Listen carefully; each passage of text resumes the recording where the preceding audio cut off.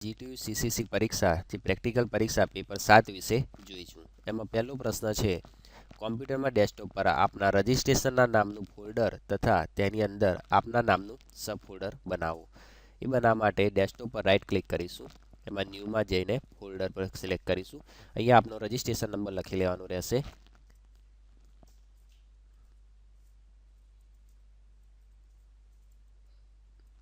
આ બની ગયું આપના રજિસ્ટ્રેશનના નામનું ફોલ્ડર. હવે એની અંદર તમારા નામનું સબ ફોલ્ડર બનાવવા માટે રજિસ્ટ્રેશનના નામનું ફોલ્ડર પર ડબલ ક્લિક કરીશું.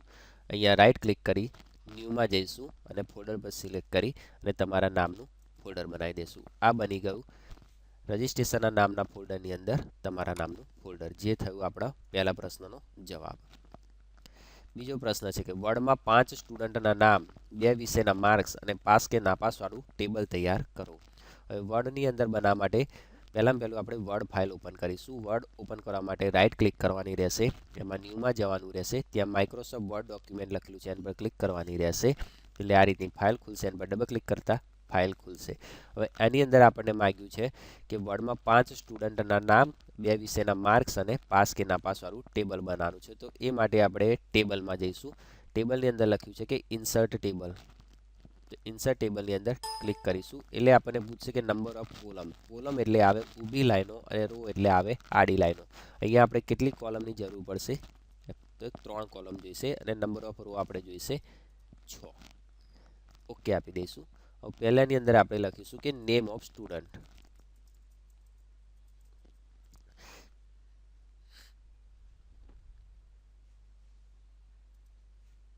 અહીંયા આપણે વર્ડમાં 5 સ્ટુડન્ટના નામ, 2 વિષયના માર્ક્સ એટલે 2, 3 ને 4 આપણે જરૂર પડશે. એટલે આપણે 1 કોલમ વધારે જોઈશે.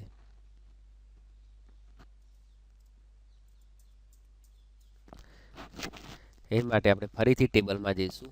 ઇન્સર્ટની અંદર જઈશું, ટેબલમાં જઈશું અને આપણે કોલમ જોઈશે 4. એટલે આપણે લખીશું 4 અને રો આપણે જોઈશે 6. ઓકે આપીશું. પહેલાની અંદર આવશે નેમ ઓફ સ્ટુડન્ટ. બીજાની અંદર આવશે એના માર્ક્સ. આપણે લખીશું મેથ્સના માર્ક, ગણિતના માર્ક્સ. બીજું આપીશું ગુજરાતી અને ત્રીજું આપીશું આપણે પાસ કે નપાસ. અહીંયા આપણે સ્ટુડન્ટના નામ લખીશું.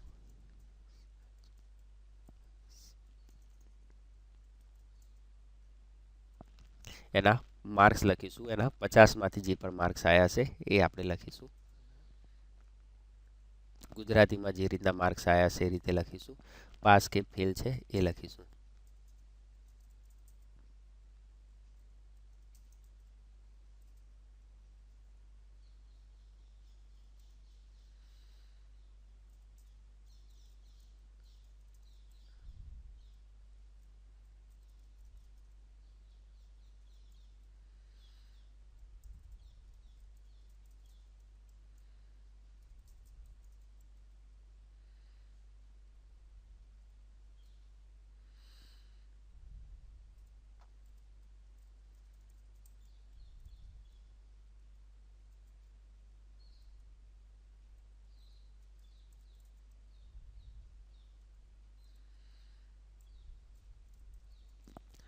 આ થઈ ગયું તમારું 5 સ્ટુડન્ટના નામ, 2 વિષયના માર્ક્સ અને પાસ છે કે ફેલ, જે વર્ડમાં આપણે બનાવવાનું હતું. ટેબલ તૈયાર કર્યું. એ ટેબલને તમારા નામના ફોલ્ડરમાં સેવ કરવા માટે ફાઇલમાં જઈશું, સેવ એસ કરીશું.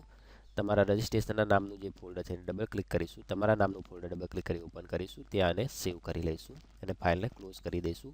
જોવા માટે ફોલ્ડર ઉપર જોવા મળશે કે તે ફાઇલ અહીંયા સેવ થઈ ગઈ છે. એટલે આ તમારા પ્રશ્નનો જવાબ થઈ ગયો. પછીનો પ્રશ્ન છે કે પેઇન્ટનો ઉપયોગ કરી ગોળ અને લંબચોરસ દોરો તથા ગોળમાં લાલ અને લંબચોરસમાં ભૂરો કલર પૂરો. ગોળમાં તમારું નામ તથા સરનામું અને ફોન નંબર લખો. તો પેઇન્ટનો ઉપયોગ કરવા માટે જો ડેસ્કટોપ પર પેઇન્ટ લખેલું હોય તો ત્યાં ડબલ ક્લિક કરીને ઓપન કરી શકો છો. જો ડેસ્કટોપ પર પેઇન્ટ લખેલું ના આપેલું હોય તો આ રીતે પણ તમે જઈ શકો છો. સ્ટાર્ટ પર ક્લિક કરવાનું રહેશે. તેમાં ઓલ પ્રોગ્રામમાં જવાનું. તેમાં ઉપર આવશો તો એસેસરીઝ લખ્યું છે એ ક્લિક કરવાનું. ત્યાં આગળ પેઇન્ટ લખેલું હશે એ ક્લિક કરવાનું રહેશે. એટલે તમારું પેઇન્ટ ઓપન થશે.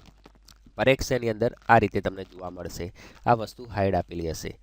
હવે આપણે પ્રશ્નમાં પૂછ્યું છે કે પેનનો ઉપયોગ કરી ગોળ અને લંબચોરસ દોરો. તો ગોળ અને લંબચોરસ દોરવા માટે હોમમાં જવાનું રહેશે અને ગોળ આકાર સિલેક્ટ કરી અને આ રીતે ગોળ દોરવાનું રહેશે. લંબચોરસ દોરવા માટે ફરીથી હોમમાં જઈ અને લંબચોરસ આપણે લઈશું આકાર અને આ રીતે લંબચોરસ દોરીશું. હવે આગળ આપણને પૂછ્યું છે કે ગોળમાં લાલ અને લંબચોરસમાં ભૂરો કલર પૂરો. તો ગોળમાં લાલ કલર પૂરવા માટે આપણે આ સિલેક્ટ કરીશું અને લાલ કલર સિલેક્ટ કરીશું જે ખાલી વચ્ચે ગોળમાં, અને ભૂરો કલર લંબચોરસમાં પૂરવા માટે ભૂરો કલર સિલેક્ટ કરીશું. એટલે આ થઈ ગયું તમારું લાલમાં, ગોળમાં લાલ અને લંબચોરસમાં ભૂરો કલર. હવે આગળ આપણને પૂછ્યું છે કે ગોળમાં તમારું નામ, સરનામું અને ફોન નંબર લખો. એ લખવા માટે હોમમાં જઈશું, ટેક્સ્ટ લખ્યું હશે એ લખેલું હશે એના પર ક્લિક કરીશું. ત્યાં જઈ પછી અહીંયા તમારું નામ ને લખવા માટે અહીંયા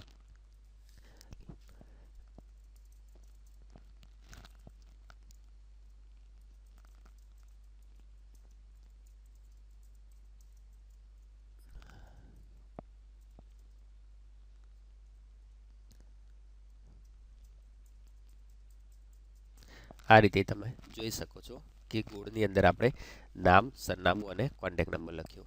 હવે આ ફાઇલને તમારા ફોલ્ડરમાં સેવ કરવા માટે ક્લિક કરવાની રહેશે. અહીંયા તેની અંદર સેવ એસમાં જવાનું. સેવ એસમાં ગયા પછી ડેસ્કટોપ પર ક્લિક કરવાનું. ડેસ્કટોપ પર ક્લિક કર્યા પછી તમારા રજિસ્ટ્રેશનના નામનું ફોલ્ડર પર ડબલ ક્લિક કરી તમારા નામના ફોલ્ડર પર ડબલ ક્લિક કરી ફાઇલને ત્યાં સેવ કરવાની રહેશે. આ થઈ ગયું તમારા ફોલ્ડરની અંદર તમારું પેઇન્ટવાળું ફાઇલ. એટલે આપણા આ પ્રશ્નનો જવાબ થઈ ગયો. પછીનો પ્રશ્ન છે કે તમારા કોમ્પ્યુટરના વોલપેપર અને સ્ક્રીન સેવરને બદલો અને સ્ક્રીન સેવરનો ટાઈમ 1 મિનિટ સેટ કરો. હવે વોલપેપર અને સ્ક્રીન સેવર બદલવા માટે આપણે સ્ટાર્ટમાં જઈશું. સ્ટાર્ટમાં જઈને પછી આગળ કંટ્રોલ પેનલમાં જવાનું રહેશે. કંટ્રોલ પેનલમાં ગયા પછી તેમાં ડિસ્પ્લે પર ક્લિક કરવાનું રહેશે. ડિસ્પ્લે ગયા પછી ત્યાં ડાબી બાજુ આપણને જોવા મળશે કે ચેન્જ ડેસ્કટોપ બેકગ્રાઉન્ડ, એની પર ક્લિક કરવાનું રહેશે. તો અહીં અલગ અલગ પ્રકારના તમને બેકગ્રાઉન્ડ માટેના કલરો જોવા મળશે. અથવા તો કોઈ ચિત્ર રાખવું હોય તો અહીંયા પિક્ચર ગેલેરીમાં જવાનું રહેશે. તો કોઈ પણ પિક્ચર પર તમે રાખી શકો છો. ધારો કે આ પિક્ચર રાખવું હોય તો એની પર ક્લિક કરી અને નીચે સેવ ચેન્જીસ પર ક્લિક કરવાનું રહેશે, જેથી તમારું ડેસ્કટોપનું બેકગ્રાઉન્ડ પણ બદલાઈ ગયું. એ જોવા માટે અહીંયા આપણે મિનિમાઇઝ કરીશું તો અહીંયા જોવા મળશે કે આપણું વોલપેપર બદલાઈ ગયું છે. હવે આપણે સ્ક્રીન સેવર બદલવા માટે ફરીથી અહીંયા જે આપણે મિનિમાઇઝ કરેલું છે ડિસ્પ્લે એ ક્લિક કરીશું. ત્યાં આગળ ડાબી બાજુ ફરી જઈશું. ત્યાં આગળ અહીંયા ચેન્જ સ્ક્રીન સેવર લખેલું છે એ ક્લિક કરવાનું રહેશે અને અહીંયા જે પણ આપણે સ્ક્રીન સેવર રાખ્યું છે એ આપણે સિલેક્ટ કરી દઈશું. એ કરી અને અહીંયા જો 1 મિનિટનો ટાઈમ આપણને પૂછ્યો છે એટલે આપણે 1 મિનિટ કરીશું. જો 2 મિનિટનો પૂછ્યો તો અહીંયાથી 2 મિનિટ કરીશું. આપણને 1 મિનિટનો પૂછ્યો છે સમય એટલે 1 મિનિટનું સિલેક્ટ કરી એપ્લાય આપી દઈશું અને પછી ઓકે કરી દઈશું અને આ વિન્ડો ક્લોઝ કરી દઈશું. એટલે આપણા પ્રશ્નનો જવાબ થઈ ગયો કે કોમ્પ્યુટરનું વોલપેપર બદલાઈ ગયું અને સ્ક્રીન સેવર પણ બદલાઈ ગયું અને સ્ક્રીન સેવરનો ટાઈમ 1 મિનિટ પણ સેટ થઈ ગયો. હવે પછીનો પ્રશ્ન છે કે આઉટલુકનો ઉપયોગ કરી આ જે બંને ઈમેલ એડ્રેસ આપેલા છે ccc.gtu@gmail.com અને ccc.gtu_ccc@yahoo.in પર મેલ કરો અને જેમાં એક વર્ડ ફાઇલ એટેચ કરીને મોકલો. હવે આઉટલુક આપણે જોવા માટે જો ડેસ્કટોપ પર આઉટલુક લખેલું હોય તો તેને ડબલ ક્લિક કરીને આઉટલુક ઓપન કરી શકો છો. જો ડેસ્કટોપ પર ના આપેલું હોય તો સ્ટાર્ટમાં જવાનું રહેશે. એમાં ઓલ પ્રોગ્રામની અંદર માઇક્રોસોફ્ટ ઓફિસ લખેલા પર ક્લિક કરવાની રહેશે. એમાં જોવા મળશે આપણને કે માઇક્રોસોફ્ટ ઓફિસ આઉટલુક લખેલું જોવા મળશે, એના પર ક્લિક કરવાની રહેશે એટલે તમારું આઉટલુક ઓપન થશે. હવે મેલ કરવા માટે ડાબી બાજુ ન્યૂ લખેલું હશે, ન્યૂની અંદર આપણે ન્યૂ મેલ મેસેજ પર ક્લિક કરવાનું રહેશે, જેથી આ રીતની વિન્ડો ઓપન થશે. ત્યાં જે વ્યક્તિને ઈમેલ એડ્રેસ આપણે આપેલા છે એ ઈમેલ એડ્રેસનું નામ લખી દેવાનું રહેશે.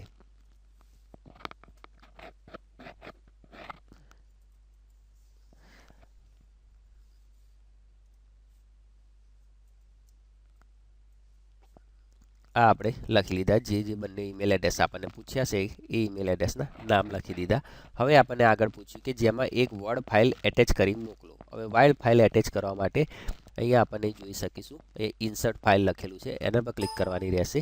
એટલે આપણને લોકેશન બતાવશે કે જે લોકેશન ઉપર તમારે ફાઇલ પડી છે એ લોકેશન ઉપર જઈશું. ધારો કે ડેસ્કટોપ પર કોઈ ફાઇલ હોય તો ડેસ્કટોપ પર ક્લિક કરી એ ફાઇલ સિલેક્ટ કરી અને ઇન્સર્ટ કરવાનું રહેશે, જેથી ફાઇલ અહીંયા એટેચ લખેલું છે ત્યાં આગળ આવી જશે અને અહીંયા તમારે જે વ્યક્તિને સંબોધન કરવું હોય એ કરી દેવાનું.